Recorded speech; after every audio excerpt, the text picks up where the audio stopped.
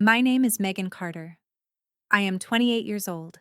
I stood in my parents' backyard in Denver, the summer sun beating down on the patchy grass, watching my mom hover over my older sister Sarah like she was some fragile porcelain doll. The barbecue smoke curled up from the grill where my dad flipped burgers silently, but the real heat came from my mom's voice as she turned to me with that familiar sneer. Megan, why can't you just be more like Sarah for once? She's got her act together, building a real life while you're still scraping by with your little online videos that no one cares about. Her words landed like a slap right in front of everyone neighbors chatting by the fence. Sarah's latest boyfriend smirking beside her, and I felt that old knot twist in my stomach, the one that said I was never good enough for her. I bit my tongue, forcing a smile as I handed out plates. But inside, I was seething. This wasn't new. My mom had always made it clear I was the afterthought, the daughter who didn't measure up. Have you ever felt like that in your own family where one parent just seems to resent your existence? I'd love to hear if you've dealt with something similar. Drop it in the comments below. That afternoon replayed every toxic pattern from my childhood. Growing up in our modest house on the outskirts of Denver with the Rocky Mountains looming in the distance like a promise of escape, my mom ruled the roost with an iron fist wrapped in disappointment. Susan Carter was the kind of woman who presented a perfect front to the world, volunteering at church events, posting family photos on social media that cropped out the tension, but at home she poured all her affection into Sarah, my older sister, by 3 years. Sarah was the golden child, pretty outgoing, always getting straight A's without much effort. Mom would beam at her report cards, buy her new clothes for every school event, and defend her no matter what. Me, I was the difficult one, the kid who asked too many questions, who preferred books over parties, and who somehow never lived up to the invisible standard my mom set. I remember one winter when I was about 10 and Sarah had just turned 13. We were at a holiday gathering at my aunt's place, the living room filled with twinkling lights and the smell of pine. Sarah had, accidentally, broken my favorite toy, a little model spaceship I'd saved allowance money for months to buy. Instead of making her apologize, my mom pulled me aside and hissed, "Stop making a scene, Megan. Sarah didn't mean it. She's just excited about the holidays. Why do you always have to be so selfish?" Dad Michael stood in the background, fiddling with his coffee mug, murmuring something about letting it go. He was always like that, passive, avoiding conflict, letting Mom steamroll everyone. That night, I cried myself to sleep, feeling invisible while Sarah got extra presents under the tree. As we got older, the favoritism only dug deeper. In high school, Sarah flunked a couple of classes because she was too busy partying, but Mom blamed the teachers, hired a tutor on credit, and threw her a huge Sweet 16 bash anyway. I worked after-school jobs at a local bookstore to save for college, stashing cash in a hidden envelope in my drawer, dreaming of studying marketing or something creative. Mom never acknowledged my efforts. Instead, she'd snap at me for wasting time on shifts when I could be helping around the house. Sarah's out there making friends and building her future. She'd say, her voice dripping with contempt. "What are you doing, Megan, hiding behind books like you're too good for the real world?" It was like she resented me for trying to be independent, for not needing her approval as desperately as Sarah did. Dad tried to balance things, sometimes slipping me a 20 here and there for my savings, but he never stood up to Mom. "Your mother's just stressed from work," he'd mutter, referring to her job as an assistant manager at a downtown hotel. But I knew it was more than that. Mom saw me as a reminder of her own disappointments, maybe because I looked more like Dad's side of the family, or because I didn't fit her mold of the perfect daughter. By my senior year, the house felt like a pressure cooker. Sarah had graduated and was lounging around talking about finding herself while Mom paid her bills. I was counting down to 18, planning to apply for scholarships at the local community college. The night everything shattered was 2 days after my 18th birthday.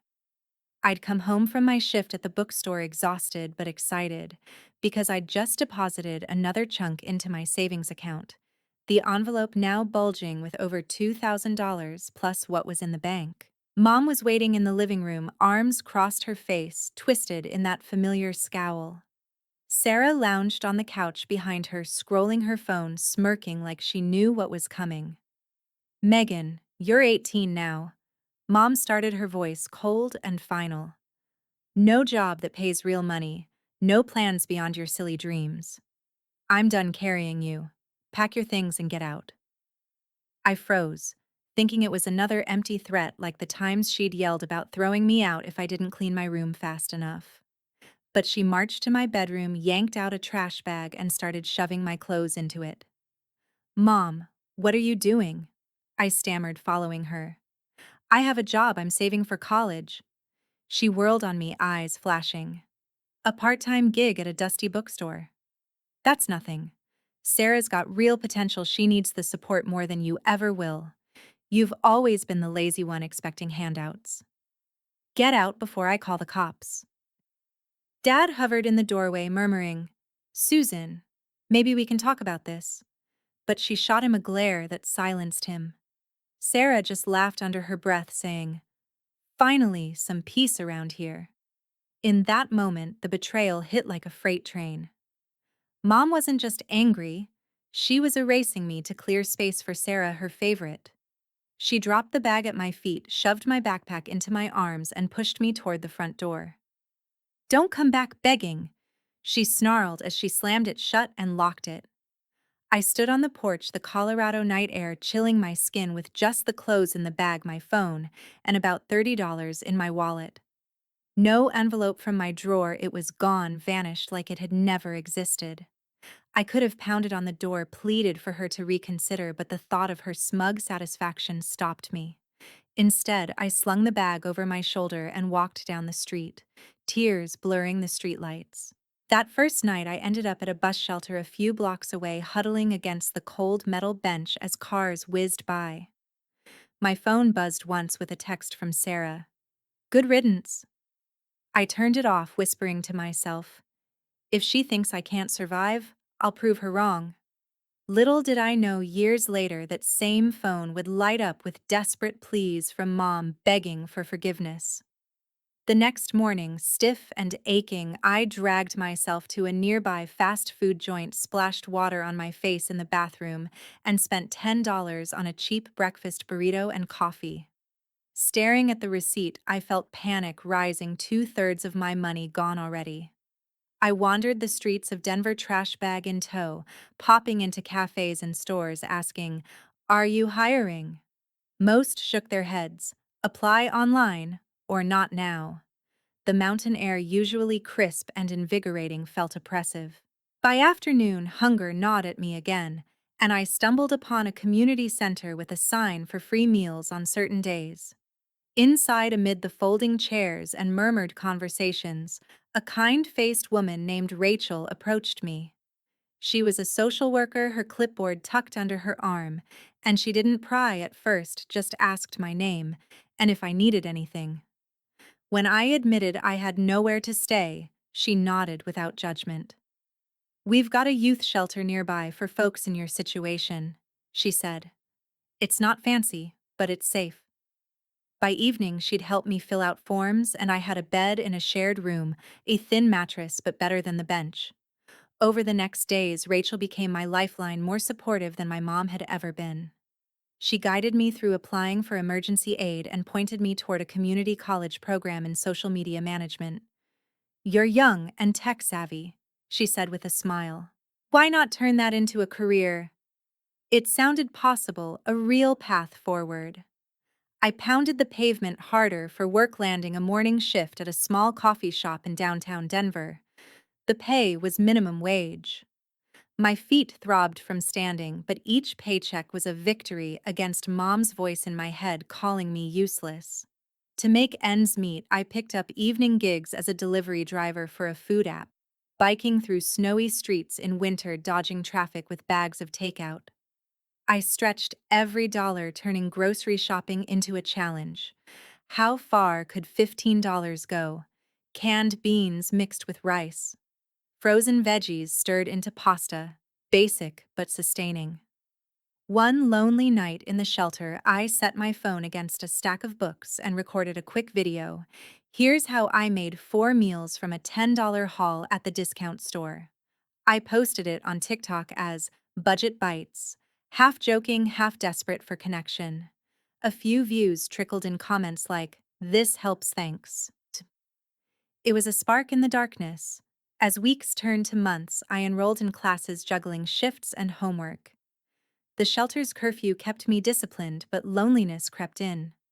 I'd scroll social media late at night, avoiding my family's profiles, focusing on building my account. Budget Bites grew slowly, tips on meal prepping hacks for cheap eats, and strangers' encouragement filled the void Mom had left. I didn't reach out to her, didn't beg for reconciliation. She wanted me gone. I'd make it without her. But the favoritism scars lingered. I'd remember childhood moments like when Mom signed Sarah up for dance classes but told me art supplies were a waste for someone like me. Or the time I got an A on a big project and she dismissed it with, "Sarah's the smart one, you just got lucky." Dad would pat my shoulder later, whispering, "I'm proud." But it never countered Mom's contempt. Now independent, I started therapy through the college's free services, unpacking how her dislike had shaped me, always feeling lesser, always proving myself. About a year in, I moved to a tiny shared apartment with a roommate from class. My videos paying for extras like better editing apps. Budget Bites hit 1,000 followers, then more, as I shared not just recipes, but stories of scraping by. One video went semi-viral, surviving on $20 a week in Denver Real Talk. Comments poured in from people in similar spots, and it felt like I was helping turning pain into purpose. Then came the discovery that reignited everything. One quiet evening, curiosity won. I searched Mom's name online. There she was, smiling in photos with Sarah, who looked polished and smug. They'd upgraded nicer house in a suburb, fancy cars. Mom's captions gushed over Sarah. "So proud of my amazing daughter turning things around." No mention of me. An old neighbor commented, "How's Megan?" Mom replied, "She left to find herself, doesn't keep in touch." The lie burned. She kicked me out but painted me as the runaway. Digging deeper, I checked my old bank account. The savings I'd built, withdrawn the day before my birthday at a branch near home. Mom had demanded my card to check something, and I'd trusted her. Now, seeing Sarah's posts, designer clothes, trips to the mountains, it clicked. Mom stole it to fund Sarah's lifestyle, her favorites' potential. Rage mixed with hurt. Mom hadn't just disliked me, she'd actively sabotaged me to elevate Sarah. That knowledge simmered, pushing me harder. Budget Bites exploded when I started sponsored series with local stores teaching budget cooking. I quit deliveries, focused on classes, and landed a part-time gig as a social media coordinator for a nonprofit helping low-income families. It paid better, aligned with my passion. But emotionally, I spiraled late to shifts, withdrawing from friends. Rachel noticed during a check-in, listening as I poured out the theft and lies. "You control your narrative now," she said. A classmate, Jordan, pushed me back to posting, "Your stuff matters, don't let her win." I refocused, pouring energy into videos, growing to tens of thousands of followers. 3 years after that porch at 21, I graduated, moved to my own studio in Denver's Capitol Hill. The apartment was cramped with creaky floors and a view of alleyways, but it was mine, no one could kick me out. Yet Mom's shadow lingered. I'd search her occasionally, more posts idolizing Sarah, who flaunted luxuries. Then cracks appeared, comments on Sarah's pages about unpaid debts, shady purchases. People whispered of fraud, using others' cards for online sprees, denying charges. It matched Sarah's entitled vibe enabled by Mom. I didn't intervene, just observed. One day, after a successful video, I decided to share my truth. Not for revenge, but healing. The anger from uncovering my mom's theft and lies didn't fade. It built like a storm over the Rockies, pushing me to confront the patterns she'd ingrained in me. I threw myself deeper into budget bites, filming more videos, collaborating with brands for sponsored content on affordable meal kits. But my mom wasn't done exerting her control. She started reaching out indirectly through mutual acquaintances or vague social media comments on public Denver groups, hinting that her wayward daughter should come home and make amends. It was her way of testing the waters, seeing if I'd crawl back, but each time it only hardened my resolve. A few months after my discovery, the first direct escalation came during a casual afternoon visit I made to Dad's insistence. He'd called me at work, his voice hesitant over the phone. "Your mother misses you, Megan. Just come by the house for a bit, it's been too long." I agreed reluctantly, thinking maybe I could talk to him alone about the stolen savings. Pulling up to our old suburb in Denver, the house looked the same. Faded blue siding, the driveway cracked from harsh winters. But inside, the tension was thick. My mom greeted me at the door with a forced smile that didn't reach her eyes, immediately steering the conversation. "Well, look who decided to grace us with her presence," she said, her tone laced with sarcasm. "I suppose you're too busy with your little internet hobby to remember your family." Sarah was there too, lounging in the living room with her phone, her nails freshly done, probably on Mom's dime. Before I could even sit down, Mom launched in, crossing her arms. "Megan, we've been struggling here. Sarah's trying to start her own business, something real, not like your silly videos. She needs help with startup costs. And since you're doing so well now, it's only fair you contribute. After all, family's supposed to support each other." Her words dripped with entitlement, as if my hard-earned success was owed to them. I felt my face heat up. "Mom, I built everything from nothing after you kicked me out. And what about my savings? The money you took?"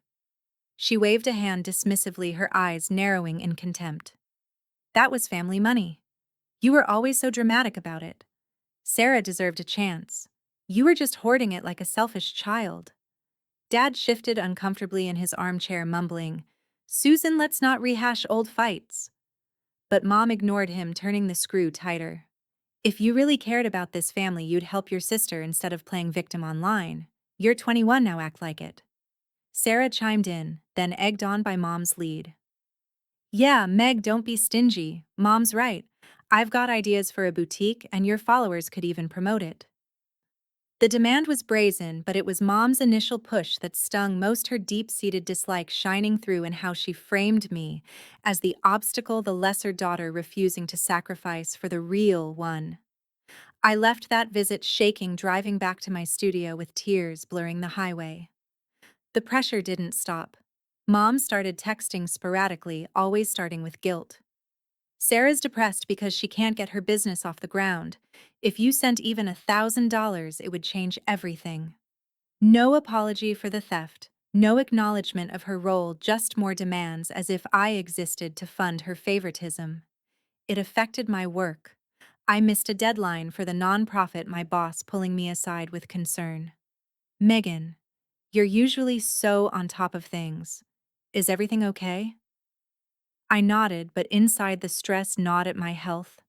Sleepless nights, anxiety spiking every time my phone pinged. Therapy helped unpack it. In one session, I described how Mom had always initiated these attacks, from childhood humiliations to now. "She resents me for not being like Sarah," I said, voice breaking. "Like I'm a disappointment she can't fix." The therapist nodded. "That's her projection, not your truth. But you need boundaries." Inspired, I blocked Mom's number, temporarily focusing on budget bites. The channel surged 50,000 followers, partnerships with grocery chains for Denver on a Dime series. I hired a part-time editor, even donated to the shelter that saved me, turning my pain into community good. But Mom escalated further. About 6 months later, she showed up unannounced at my studio, banging on the door one rainy evening. I opened it cautiously, and there she stood, soaked with Sarah trailing behind her like a shadow. "Megan, we need to talk," Mom demanded, pushing past me without invitation. Her eyes scanned my small space, the editing setup, the ring light, with clear disdain. "This is what you've been wasting your time on. while your sister's life is falling apart. Sarah plopped on my couch complaining about how hard things were, but it was Mom who drove the knife in. Sarah's boyfriend left her because she couldn't afford to keep up appearances. If you'd helped like I asked, this wouldn't have happened. You're the reason our family's breaking you and your selfish independence. The accusation floored me. Mom, you stole from me. You kicked me out with nothing. She scoffed, her face twisting in contempt. Always exaggerating. I did what was best for the family. Sarah needed that money more. She's got potential. You, you've always been the problem child, too stubborn to fit in. Dad wasn't there to buffer, and Sarah piled on. Come on, Meg, just give us what we need. Mom says you're loaded now. The pressure was suffocating, Mom's words echoing her lifelong resentment. I wasn't the daughter she wanted, so I deserved to be exploited. I asked them to leave, my voice steady despite the tremor. I'm done being your ATM. Get out. Mom paused at the door, her parting shot cruel. You'll regret this when Sarah succeeds and you're still alone. That night, alone with the rain pattering on the window, the emotional toll hit hard. My videos suffered. I posted less, followers noticing the dip. Jordan texted, "Don't let them drag you down, you're bigger than this." Rachel called too, reminding me of my strength. The harassment intensified over the next weeks. Mom left voicemails through Dad's phone. Sarah's in debt now because of you. Send $500 or don't bother calling yourself my daughter. It impacted my relationships. I canceled dates, too drained, and my health dipped with stress headaches. At work, I nearly lost a big campaign pitch, fumbling from lack of sleep. One evening, scrolling Sarah's socials for clues, I saw more red flags, posts boasting luxury items but comments accusing her of scams, unpaid loans from friends, disputed charges on shared cards. It seemed Mom was covering for her, enabling the fraud to maintain the facade of Sarah as the successful one. The turning point came during a heated video call Mom forced through a family app. She initiated, her face filling the screen, eyes hard. Megan, Sarah's in real trouble, creditors calling, all because you won't help. Transfer $2,000 now or I'll tell everyone how you abandoned us. Her threat was the spark. She'd always started these assaults, her contempt fueling the family's dysfunction. Sarah lurked in the background, adding, "Yeah, do it for Mom." But something snapped in me. I realized I didn't have to play this role anymore. I know about the scams, Mom, and the theft. I'm done. I hung up, heart pounding. That decision to expose the truth on my terms loomed, but first I needed proof. Digging deeper, online screenshots piling up, I prepared for the confrontation that would change everything. The decision to expose my truth hung over me, like the heavy Denver fog that rolls in from the mountains in early fall. I'd spent weeks gathering evidence, screenshots of Sarah's shady posts, bank records showing the withdrawal from my account, even old texts from Mom demanding money. But it wasn't about destruction. It was about reclaiming my story from the woman who'd twisted it for years. One crisp autumn night, after wrapping a Budget Bites shoot on fall harvest meals from Discount Produce, I sat at my cluttered desk, the city lights twinkling outside my window. My hands trembled as I set up the camera, no props this time, just me, raw and ready. I hit record, staring into the lens. Hey everyone, this isn't a recipe video. It's my story, the real one behind why I started Budget Bites. I described the night Mom kicked me out, her voice sharp, as she declared me worthless at 18, shoving me into the cold with nothing. I talked about the favoritism, how she'd always belittled me, while elevating Sarah, stealing my savings to fund her golden child's whims. My mom saw me as the failure, the one who didn't deserve a chance. I said, voice cracking. She initiated every cutdown, every exclusion because I never fit her perfect image. I blurred details, avoided names, emphasized healing over hate. If this resonates, share your experiences, but don't harass anyone. This is about boundaries, not payback. Uploading felt like jumping off a cliff. Titled, Kicked Out at 18: How I Survived My Toxic Family. It went live late that night. I paced my studio expecting crickets, but notifications exploded by morning. Comments flooded in. This is my mom too, always favoring my sister. You're inspiring. I left a similar situation. Views climbed to thousands, then tens of thousands. People connected dots, Denver's not huge, and whispers spread in local online groups. Former neighbors messaged me privately. Your mom's been saying you ran away. We believed her until now. The fallout hit Mom's world like an avalanche. Sarah's fraud unraveled first. Commenters linked her profiles to scam reports using friends cards for online buys, disputing charges to pocket goods.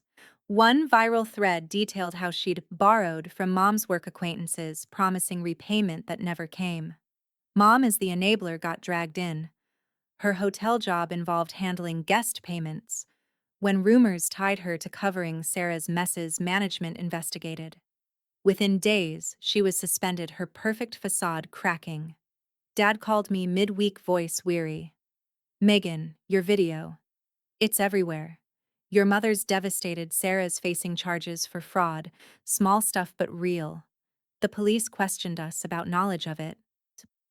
I heard Mom in the background shouting, "Tell her to take it down, she's ruining us." But Dad continued, "She wants to talk." I declined, heart heavy but firm. The next day, texts poured in from a new number, Moms. Megan, how could you? I was stressed that night. It wasn't personal. Sarah needs help now, bail her out or at least delete the video. You're killing our family. No remorse, just demands, her contempt still evident in blaming me. Sarah's boyfriend dumped her amid the scandal, her social circle shrinking as people distanced from the scammer sister. Mom lost her job permanently when the hotel cited reputational risk. Whispers of her dipping into petty cash to bail Sarah out surfaced. Without income, they downsized from the suburb house to a rundown apartment in East Denver, the kind with thin walls and flickering lights. Dad confided later they sold Sarah's fancy car to cover legal fees. Probation loomed for her community service, and a record that killed her boutique dreams. Mom's friends ghosted her church group, sidelining her after the lies came out. The climax came 2 weeks later. Mom showed up at my nonprofit office during lunch.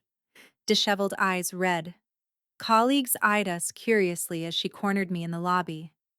Megan, please, she begged, voice breaking for the first time.